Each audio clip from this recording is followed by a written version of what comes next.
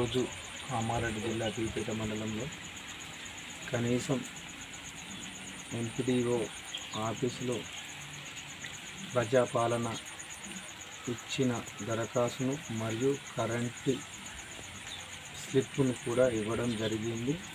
పిల్ల ration card ఉన్నవారికి ప్రతి ఒక్కరికి జీరో బిల్లు రావాలని ప్రభుత్వం నిర్ణయించింది. కావున కొంతమందికే జీరో బిల్లు రావడం అయింది. కావున ప్రతి ఒక్కరికి జీరో బిల్లు వచ్చే విధంగా, ఎందుకంటే ఈరోజు 29 తేదీ నాడు ఈ ప్రెస్ మీట్ పెట్టడం జరిగింది.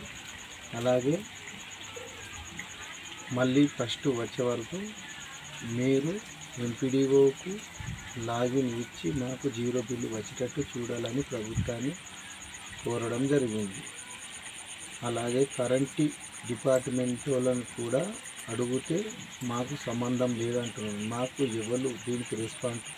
కావున ప్రభుత్వంపై ఇప్పటికే నిలదీస్తూ ఖచ్చితంగా మా పైన కొంతమందికి జీరో బిల్లు అవ్వడం వల్ల, మాకు కాకపోవడం వల్ల మేము కూడా ఎందుకు అర్హులం కాదు, తెల్ల రేషన్ కార్డు మాకు లేదా, మాకేమన్నా ఉంటే సర్వే చేసి మాకు జీరో బిల్లు ఇప్పేయగలని ప్రభుత్వాన్ని కోరడం జరిగింది.